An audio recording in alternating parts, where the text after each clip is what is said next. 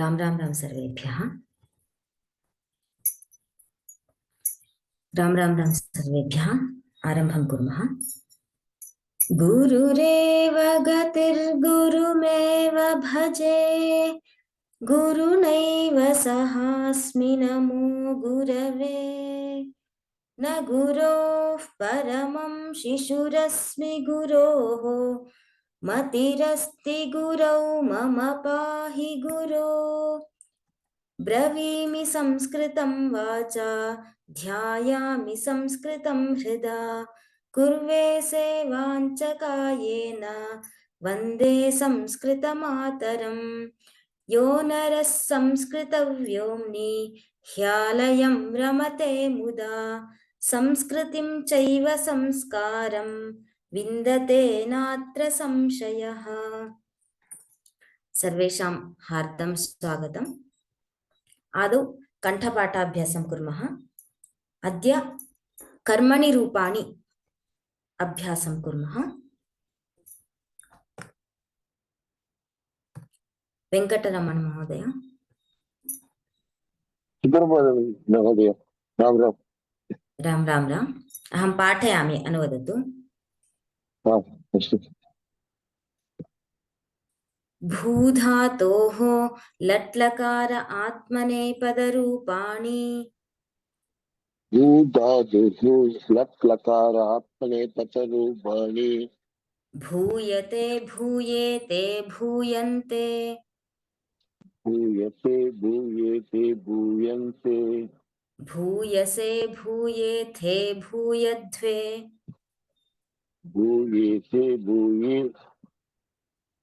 भूयते भूयेते भूयत्वे, भूये भूयावहे भूयामहे, भूये भूयावहे भूयामहे। उत्तमम्। अग्रिममपि वदतु महोदय।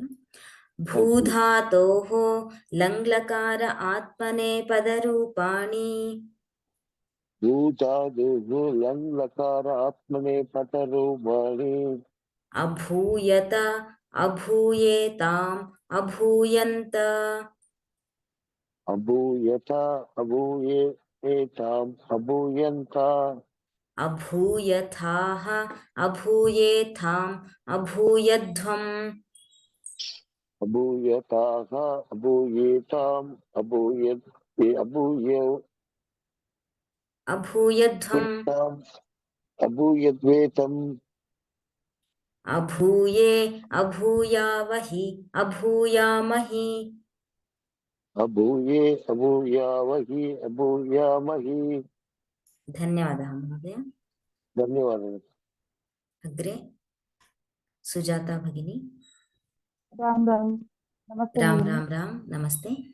वृद्धधातोः लट्लकार आत्मनेपदरूपाणि, वृद्धधातोः लट्लकार आत्मनेपदरूपाणि, वृध्यते वृध्येते वृध्यन्ते, वृध्यते वृध्येते वृध्यन्ते, वृध्यसे वृध्येथे वृध्यते वृध्यध्वे, वृध्यसे वृध्येते वृध्यध्वे, वृध्ये वृद्ध्यावहे वृद्ध्यामहे। वृध्ये वृद्ध्यावहे वृद्ध्यामहे। अग्रिममपि।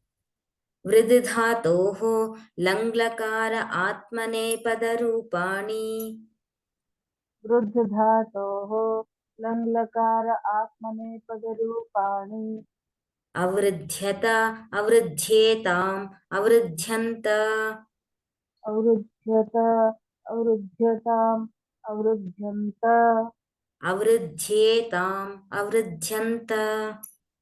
द्विवचनम्। अवृध्येताम् अवृध्यन्त, अवृध्यथाः अवृध्येथाम् अवृध्यत अवृध्यध्वम्, अवृध्यथाः अवृध्येताम् अवृध्यध्वम्, अवृध्ये अवृध्यावहि अवृध्यामहि। अवृध्ये अवृध्यावहि अवृध्यामहि। उत्तमम्। धन्यवादः भगिनी।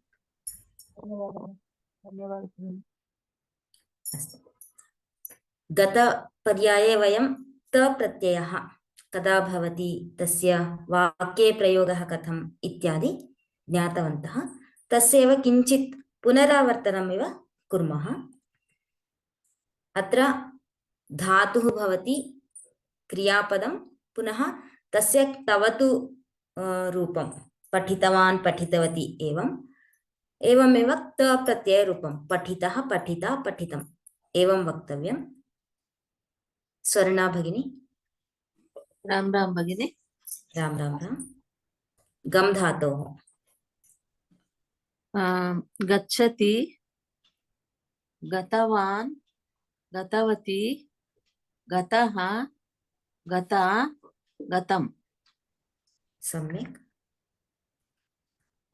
क्रीडति, क्रीडितवान्, क्रीडितवती, क्रीडितः, क्रीडिता, क्रीडितम्। पाधातु। पिबति, पीतवान्, पीतवती, पीतः, पीता, पीतम्। सम्यक्।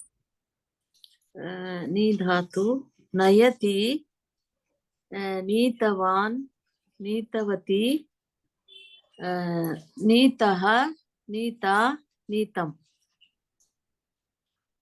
त्यज धातु। त्यजति, त्यजितवान्, त्यक्तवान् त्यक्तवान् त्यक्तवती, त्यक्तः, त्यक्ता, त्यक्तम्।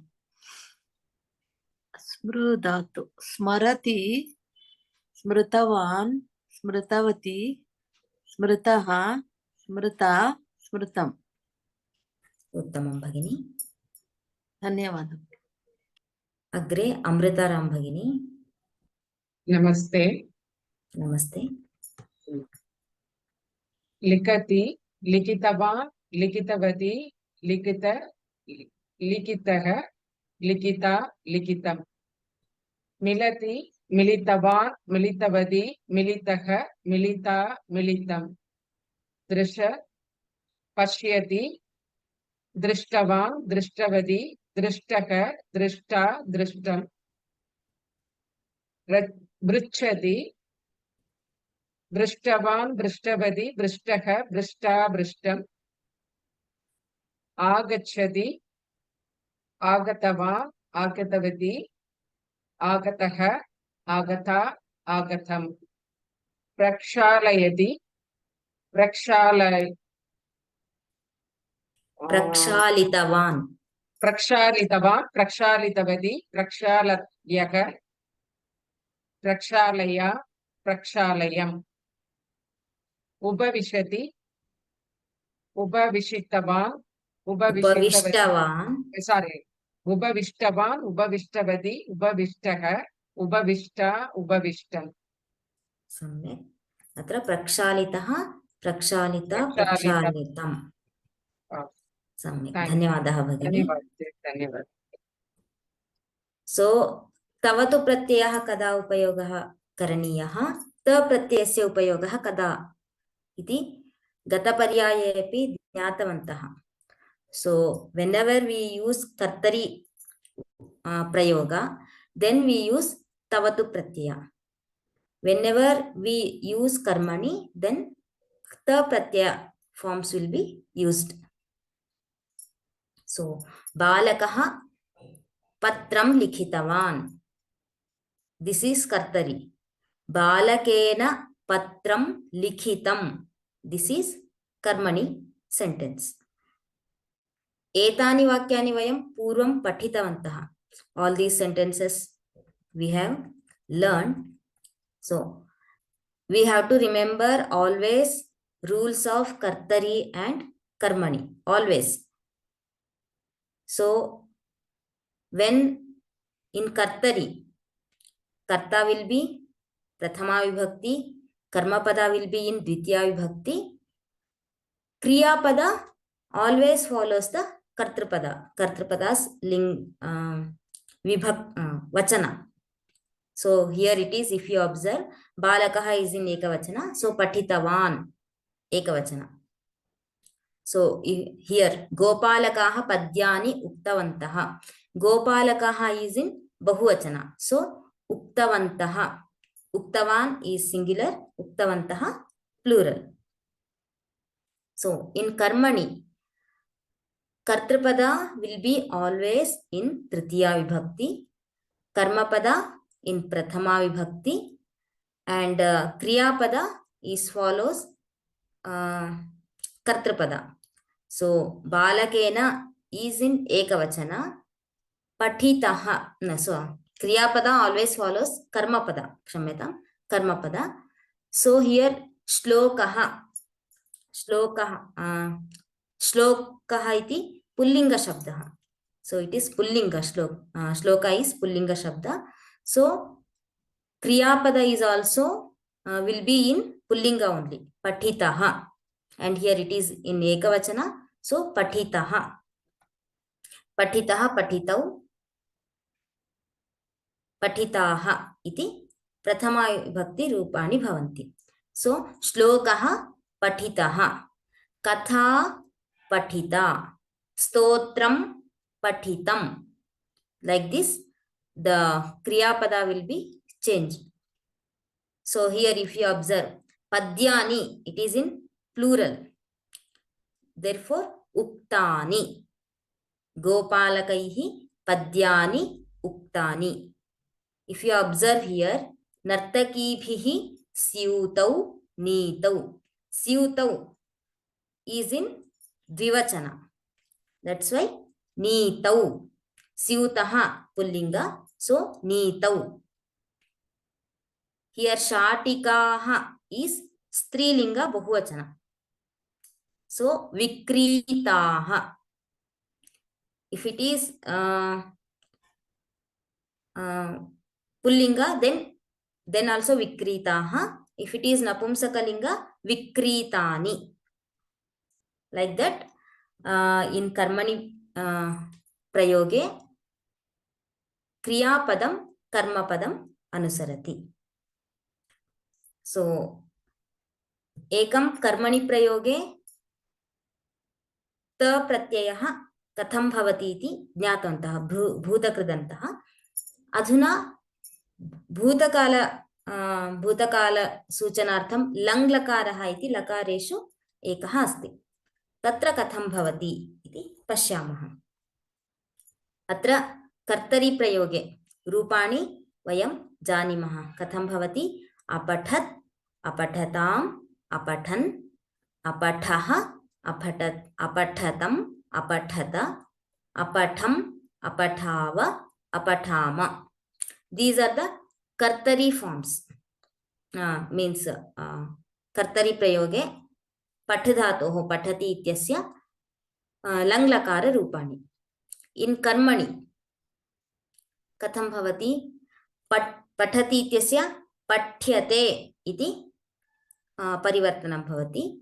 So in lang lakara forms will be अपठ्यता, अपठ्येताम, अपठ्यन्त, अपठ्यथाः, अपठ्येताम, अपठ्यध्वम्, अपठ्ये, अपठ्यावहे, अपठ्यामहि इति भवेत्. अपठ्यावहि, अपठ्यामहि. अत्र वाक्यानि पश्यामः. So, Balaha Grantham Apathat. Balaha Grantham Apathat. Apathat iti Langlakara Rupam. Atra kim bhavati karmani prayoge? Balena Granthaha Apathyata. Chhatraha Vidyalayam Agachat. Chhatrena विद्यालयः इति पुल्लिङ्गः. छात्रेण विद्यालयः अगम्यत. कपिः फलम् अखादत्. कपिना फलम् अखाद्यत. बुद्धिमती वादम् अकरोत्. बुद्धिमत्या वादम् इति यदस्ति वाद इति पुल्लिङ्गशब्दः वादः इति भवति बुद्धिमत्या वादः अक्रियत सा गीतम् अशृणोत् तया गीतम् अश्रूयत सो एवं वाक्यानि भवन्ति अग्रे अभ्यासं कुर्मः कथं भवति इति अत्र आदौ कर्तरि रूपाणि पश्यामः पठति इति इत्यस्य लङ्लकाररूपं किं भवति एकवचने बहुवचने पश्यामः अपठत् अपठन् इति भवति एवं इतरेषामपि अभ्यासं कुर्मः रञ्जनी भगिनी राम राम राम भगिनी राम राम राम लिखति अलिखत् अलिखत् अलिखन् सम्यक् अगच्छत् अगच्छन् अधावत् अधावन् अताडय अताडयत् अताडय अताडयन् अभक्षय अभक्षयत् अभक्षयन् स्थापयति स्थापयति what should come अस्थापयन् अस्थापयत् अस्थापयत् अस्थापयन् अक्षालयत् अक्षालयन् पिबति अपिबत् अपिबत् अपिबन् सम्यक् भगिनि थैंक यू अपिबत् अपिबन् अस्तु धन्यवादः भगिनि अग्रे श्रीलता भगिनी नमस्ते नमस्ते एतेषां रूपाणि वदतु जानाति अजानात् इति भवति अजानात् अजानन् करोति अकरोत् अकुर्वन् ददाति अददात् अददात् अददुः अददु वन्दते अवन्दता दिस इज आत्मनेपदी अवन्दता हाँ परन्तु हाँ एतद् वक्तुं शक्नोति अवन्दन्त अवन्दता अवन्दन्त कम्पते अकम्पता अकम्पन्त सेवते असेवता असेवन्त याचते अयाचता अयाचन्त वर्धते अवर्धता अवर्धन्त सहते असहता असहन्त सम्यक् धन्यवादः धन्यवादः अत्र आत्मनेपदधातूनां तत्र कर्मणि प्रयोगे रूपाणि भिन्नानि भवन्ति अतः अत्र तेषामपि अभ्यासः भवतु इति स्थापितं सो इदानीं किं करणीयं क्रियापदमस्ति अत्र तस्य कर्तरि भूतकाले किं रूपं कर्मणि वर्तमानकाले किं रूपं तथैव भूतकाले किं भवति इति एकवचने एव अलम् खादति इति अस्ति तस्य किं भवति कर्तरि अखादत् कर्मणि खाद्यते इति भवति पुनः अखाद्यत इति भूतकाले परिवर्तनं भवति सुजाता भगिनी पृच्छति अपृच्छत् पृच्छ्यते अपृच्छ्यात् अपृच्छत अपृच्छ्यत शृणोति अशृणोत् श्रुत्यते श्रूयते श्रूयते अश्रु अश्रूयत अश्रूयत अश्रूयत अश्रूयत ददाति ददात् दत् दद्यते दद्यते पा धातोः पीयते इति भवति। दा धातोः दीयते ओ दीयते। सम्यक्। दीयते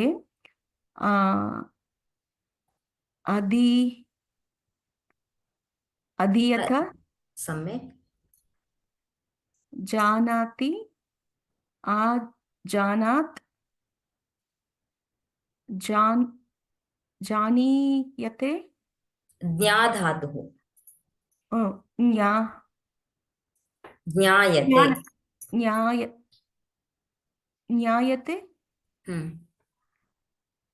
ज्ञायते ज्ञायत अज्ञायत अज्ञायत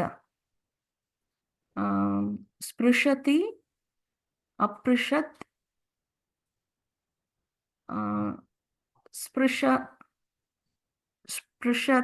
स्पृश्यते स्पृश्यते। सम्यक्। अपृश्यत अस्पृशत अस्पृश्यत अस्पृश्यत आह्वयति आह्वयत् आह्वयत् आह्वयत् आह्वयते आहूयते सारी आहूयते आहूयत अहूयत आहूयत इत्येव भवति। क्षम्यताम्। आहूयते आहूयत. So lot of new things for me. Thank you. No, when we practice we will learn. Yeah, right. Yeah, that's right. Thank you so much, Bhagini. अस्तु, धन्यवादः भगिनी। अग्रे फणिराज महोदय। हरि ओम महोदय। हरि ओम। स्मरति अस्मरत् स्मर्यते अस्मरत अस्मर्यत क्षमता अस्मर्यत ध्यायति ध्यायत् ध्यायते ध्यायत अध्यायत अध्यायत अध्यायत अध्यायत ध्यायते अध्यायत पोषयति पोषयति पोषयत् अपोषयत् अपोषयत् अपोषयत् क्षम्यताम् अपोषयत् पोषयते अपोषयत पोष्यते पोष्यते पोष्यते क्षम्यताम् पोष्यते अपोषयत् पोष्यते अपोष्यत जिघ्रति जिघ्रति अजिघ्रत् जिघ्र घ्रा is the dhatu. घ is a धातु जिघ्रते क्षम्यतां भगिनी घ्रायते घ्रायते घ्रायते अजिघ्रत् घ्रायते अघ्रायत अस्तु अस्तु क्रीणाति क्रुधातु अक्रीणत् अक्रीणत् क्रीण्यते अक्रीणत so क्री धातु क्रियते क्रियते क्रियते अक्रियत क्रियत अक्रीणात् क्रियते अक्रियत अक्रीणात् अस्तु लभ धातु लभदात् लभते किमर्थं ये भगिनी तत्र आत्मनेपदी इति सूचयितुम् आ इति स्थापितम् अस्तु अस्तु अस्तु लभधातु अलभत् आत्मनेपदी अलभत् इति भवति वा? अवन्दत अवङ्गत अवङ्गत अवङ्गत अवङ्गत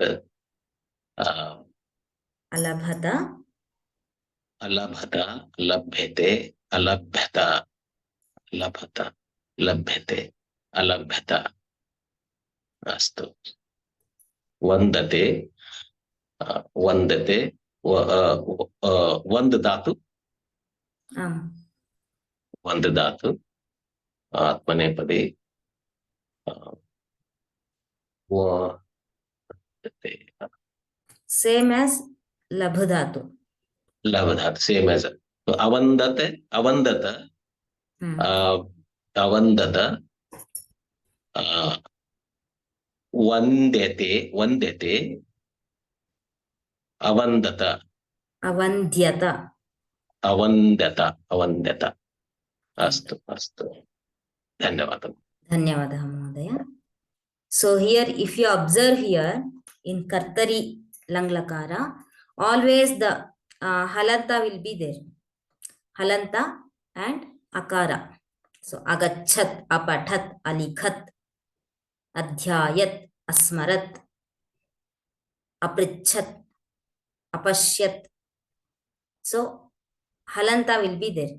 But in Karmani, halanta is not there. But ya, yata, it will come like this. Asmaryata, adhyayata, aposhyata, apathyata, avandyata, like this. So when we practice, then we will get to know the forms like dhatu rupas. So last in the previous slide we did there was a patati, it was there. We have changed into lang lakara, apathat, apathan. So here we have lang lakara forms. We need to change them into karmani lang forms. So apathat, apathyata, apathyanta. Alikhat, alikhyata, alikhyanta. Agachat, agamyata, agamyanta. Adhavat, adhavyata, adhavyanta.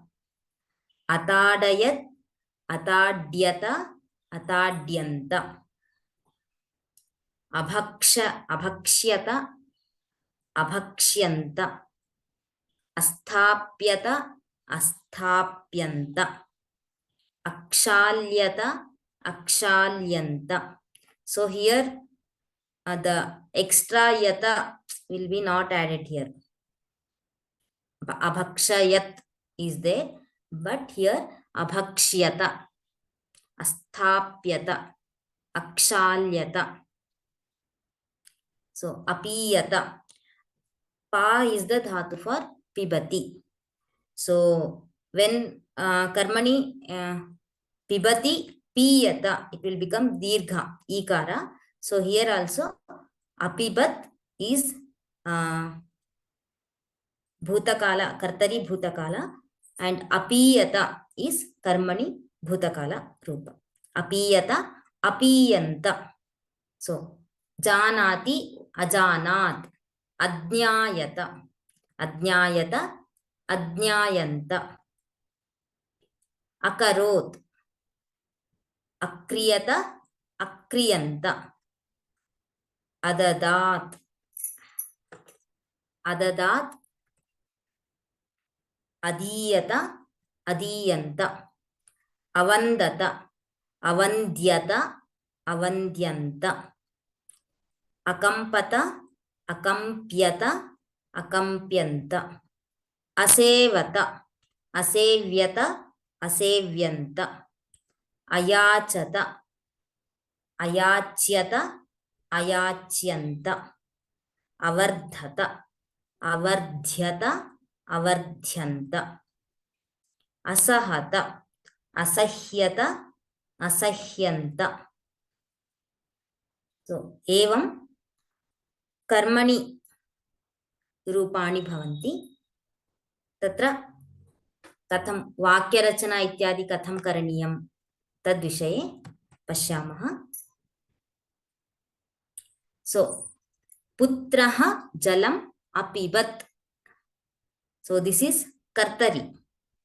अपिबत् इति भूतकाल कर्तरि भूतकाल लङ्लकार रूपम्। अपिबत्, किम् अपिबत्? जलम् अपिबत्। सो कर्मणि, so we need to remember the rules. कर्ता तृतीया विभक्तिः, कर्मपदं प्रथमा, क्रियापदं कर्मपदम् अनुसरति। सो पुत्रेण जलम् अपीयत, so here it is also in lang lakara, kartari lang lakara, here it is karmani lang lakara. So jalam, jalam iti napumsakalingah, putrena तृतीया विभक्ति एकवचनं। प्राचार्यः लेखनीम् अपातयत्, पतति इत्यस्य लङ्लकाररूपम् अपातयत्। सो प्राचार्येण लेखनीम् इति अस्ति। सो लेखनी इस् स्त्रीलिंग, ईकारान्त स्त्रीलिंग, प्रथमा विभक्ति विल् बि लेखनी। अपातयत् इति अस्ति, अपातयत, अपात्यत, क्षम्यताम्, अपात्यत इति भवति। निर्वाहकः यातापत्रम् अयच्छत्, यातापत्रं मीन्स् टिकेट्, निर्वाहकः कंडक्टर, अयच्छत, so it is also the धातु, यच्छि इति आदेशः भवति। सो अयच्छत इत्यपि, यच्छति इत्यपि क्रियापदं वर्तते, ददाति इत्येव अर्थः। सो निर्वाहकः, निर्वाहकेन यातापत्रं, यातापत्रं नपुंसकलिंग, सो नपुंसकलिंग प्रथमा विभक्ति फॉर्म विल बी यातापत्रम ओनली। अयच्छत, अयच्छत्, अदीयत इति कर्मणि दा धातुः एव, सो अदीयत, निर्वाहकेन यातापत्रम् अदीयत। छात्राः पाठम् अपठन्, so here apathan is in bahuvachana. Why? Because kartrupada chhatraha is in bahuvachana. So chhatraha will becomes tritiya bahuvachana chhatraihi. Patham, pathaha, apathyata. Apathan is kartari langlakara, अपठ्यत is कर्मणि लङ्लकार। छात्रैः पाठः अपठ्यत।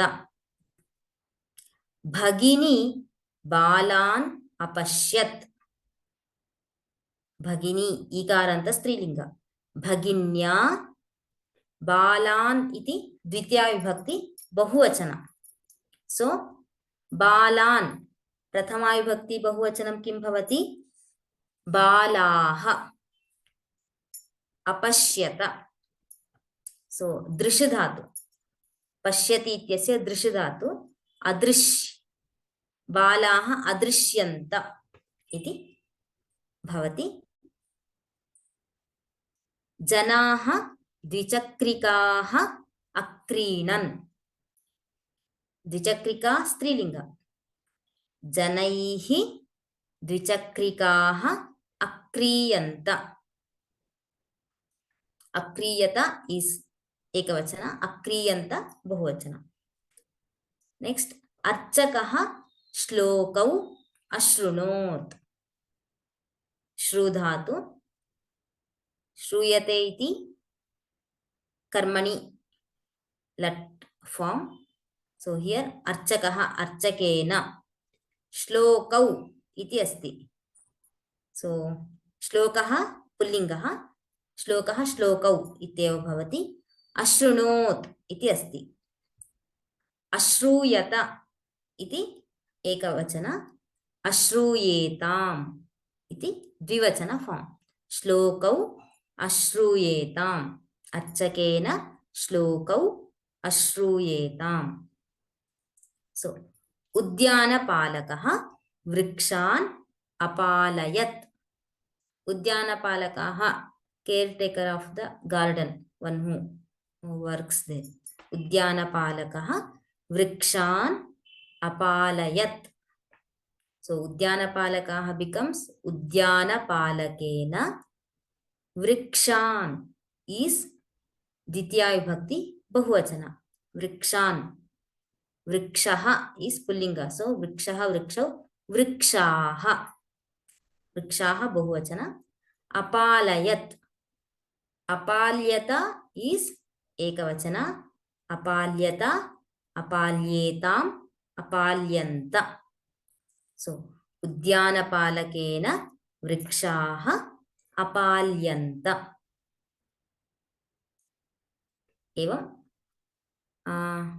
कर्तरि तः कर्मणि वाक्यानि कथं भवन्ति इति ज्ञातवन्तः। अत्र पूर्वं we have learned that bhutakrudanta. So in karmani there are we can use two types to represent the bhutakala. One is bhutakrudanta and langlakara. So bhutakrudantas for ta pratyaya, patitaha patita patitam, gataha gata gatam, all these are ta pratyaya forms. So we have learned that bhutakridanta in the last session. We learned that. So here what we need to do means dhatu is there. We have to tell the karmani form. So here pat is dhatu, pathyate.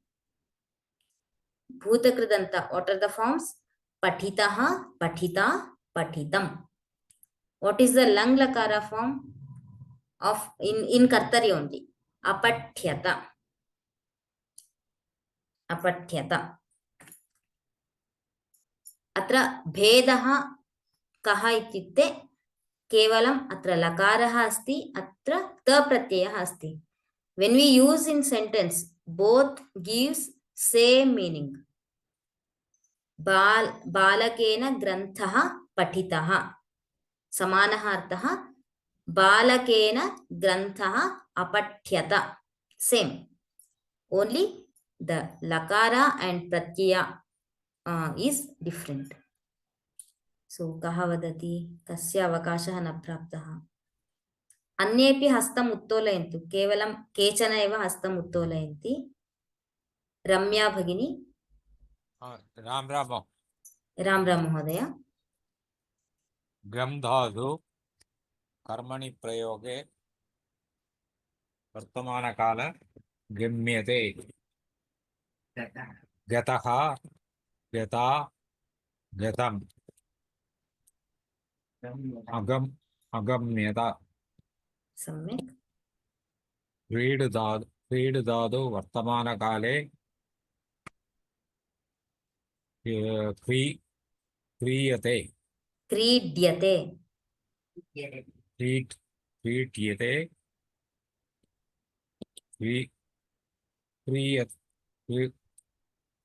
क्रीडितः। क्रीडितः, क्रीडिता, क्रीडितम्। अक्रीडयत्। अक्रीड्यत। अक्रीड्यत। पाधातु वर्तमानकाले पीयते। पीतः, पीता, पीतम्। अपीतयत्। अपीयत। अपीयत। क्षम्यताम्। नीधातु वर्तमानकाले नयते। Same as पाधातु। नीयते नीदः नीदा नीदम् अनीयत अनीयत त्यजधातु त्यक् त्यक् त्यजते त्यज्य त्यज त्यक्तः त्यक्ता त्यक्तम् अतक् अतक्त्यत् So here अत्यच्यत् atyajyata. अत्यच्यत अत्यच्यत कृधातु वर्तमानकाले क्रियते Kritaha. कृतः कृता कृतम्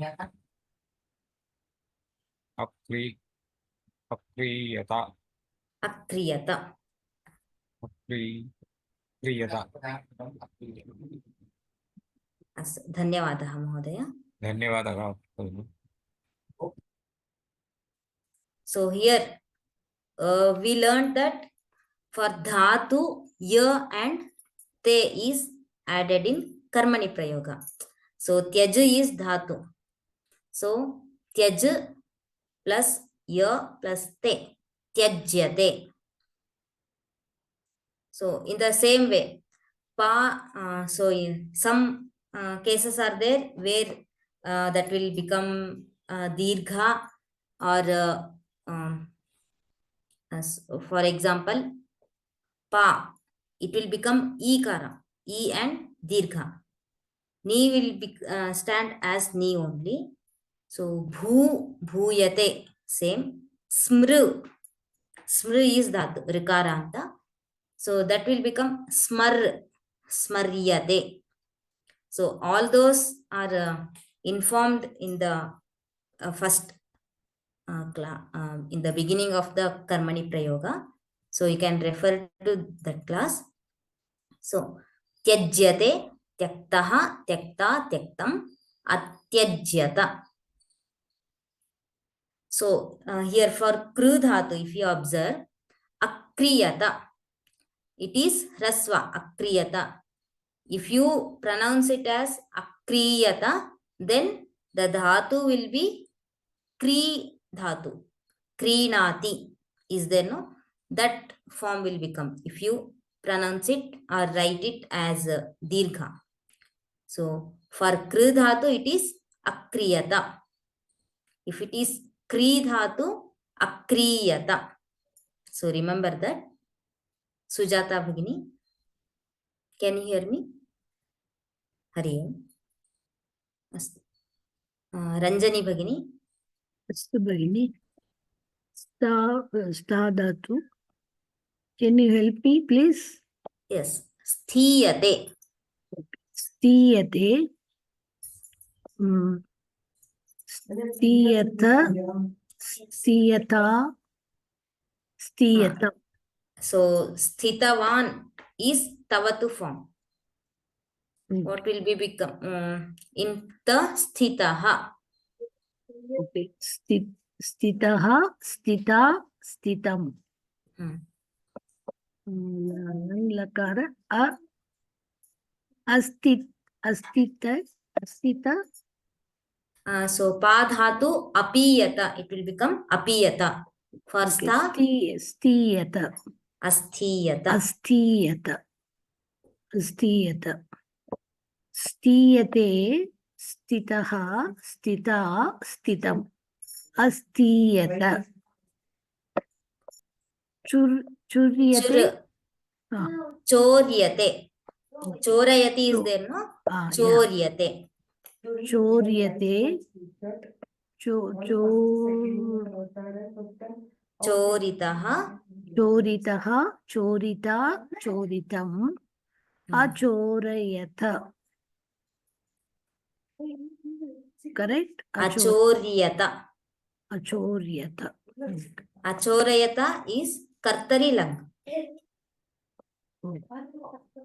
So चोर्यते चोरितः चोरिता चोरितम् अचोर्यत.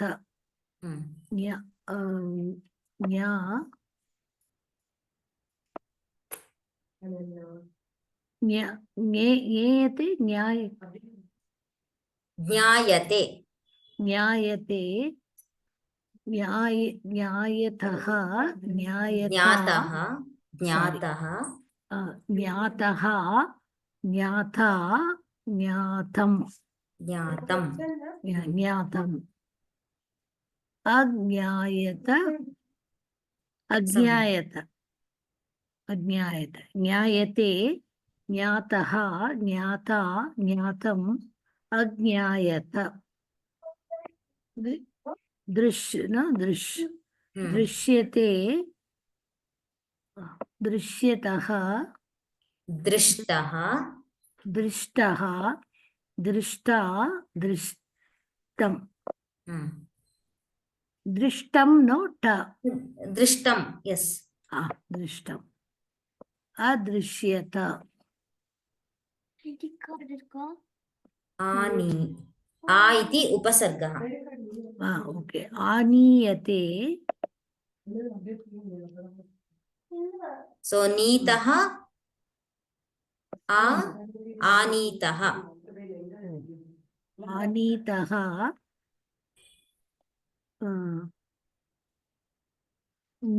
नीयः आनीतः आनीता आनीतम् ओके आनीतः आनीता आनीतम् आनीयत धृ धातु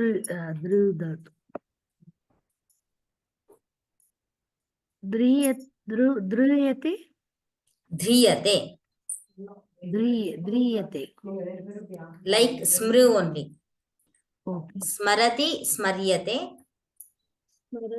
धरति ध्रियते ध्रियते धृतः धृतः धृतः धृता धृतम् अध्रियत कंपे कंप्यते कंप्यते कंपितः कंपितः कंपिता कंपितम् अकंप्यत अकंप्यत sorry so many mistakes no Bhagini when we practice no then only learn. we get to know thank you so much so mistakes bhavanti iti bhitihi mastu maybe some of the people are not raising hand that I make mistake don't worry when we make mistake then only we learn so भीतिः मास्तु दोषः भवति इति भीतिः मास्तु so one thing I want to say we have learned sandhi right so if you now it is think that ni dhatu is there niyate nitah nita nitam aniyata अनीयता इति भवति सो अत्र आ इति उपसर्गः अस्ति तदानीं आ प्लस अनीयता आ प्लस अ भवति चेत् कः सन्धिः कस्य सन्धेः नियमः भवति सवर्णदीर्घसन्धि rules will apply here so a plus a will become a so aniyata in the same way so let us take some as upasarga some and bhu dhatu bhu bhavati abhavat is lang lakara so this is kartari I am telling abhavat is lang lakara some plus abhavat samabhavat and if we take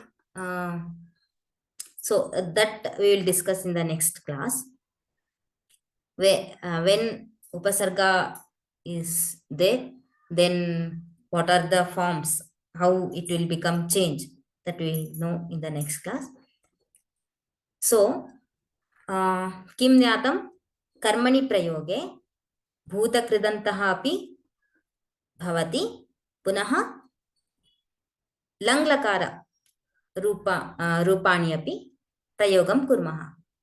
वाक्ये भेदः नास्ति, समानं same meaning, समानः अर्थः भवति।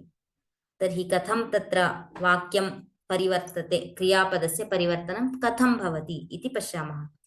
So here in the left side all are in bhutakridanta, means the forms dattah, shruta, krita, uktani, all these are in bhutakridanta, the pratyaya forms. So when we change into lang lakara, वाक्यानि कथं परिवर्तितानि भवन्ति पश्यन्तु। देवः वरं देवेन वरः दत्तः, देवेन वरः अदीयत, बालकैः कथा श्रुता, बालकैः कथा अश्रूयत, महिलाभिः चर्चा कृता, महिलाभिः चर्चा अक्रियत, गोपालकैः पद्यानि उक्तानि, गोपालकैः पद्यानि औच्यन्त. So I will discuss this later. कर्मकरैः प्रकोष्ठाः मार्जिताः, कर्मकरैः प्रकोष्ठाः अमार्ज्यन्त, आपणिकेन शाटिकाः क्रीताः, here क्री धातु, क्रीणाति, आपणिकेन शाटिकाः अक्रीयन्त, नर्तकीभिः स्यूतौ नीतौ, नर्तकीभिः स्यूतौ अनीयन्त, भक्तेन देवौ सेवितः, भक्तेन देवौ असेव्येताम्, स्यूतौ इति अस्ति खलु, अनीयत अनीयेताम् इति भवेत्, अनीयेताम् इति भवति. So uktani, so let us see this. There are two dhatus are there, vach dhatu and vad dhatu. So usually we say the for vadati uktaha will become ta pratyaya, but the ta pratyaya is for vach dhatu. Uchyate is vach dhatoh karmani rupam, uchyate. So ta pratyaya forms are uktaha, ukta, uktam. So where we use vad dhatu, then the karmani form will be udyate, udyate. Ta pratyaya forms are uditaha, udita, uditam. So that's why this is here vach dhatu is there, uchyate iti karmani latlakara rupam, auchyanta अत्र किं सन्धिः जातः, अतः औच्यन्त इति भवति. तत्र रूपेषु सद्यः कथम् इत्यादि मास्तु. There are so many formulas there. So let us know only auchyanta is bahuvachana form of lang lakara in kartari. So what we learned today, karmani prayoga, pratyaya and lang lakara forms, and bhu and vrid dhatus, bhu and vrid dhatu forms in karmani. Prashnaah santi chet prashtumarhanti. Hope everybody has attempted the test. So yesterday I saw only 12 to 15 students have taken the test. So there is no limit for, there is no time limit and attempts limit. So you can take it anytime, but you have to take the test so that these tests tests are for your practice only. Ta and tavatu, they represent past tense only. Bhuta kridanta, so in the bhuta kridanta, in the word only says bhuta, past, so that is not vartamana kala. So dhanyavadaha. Those who have not taken the assessment test, please take. अन्ये प्रश्नाः न सन्ति. Some of the questions I have answered during the session itself. So where do I get the questions? Okay, if you go to your dashboard, 1 minute. The tests are in the curriculum only. 1 minute, I will show. So if you see here, this is your dashboard. So if you go to Parichaya class, if you come here, after class 11, test 1 is there. If you click test 1, below some online exercise is there, and go here, attempt now. If you can start from clicking on attempt now. There you need to give the tick mark and everything, and please read the questions carefully and answer them. Dhanyavadaha. Ram Ram Ram.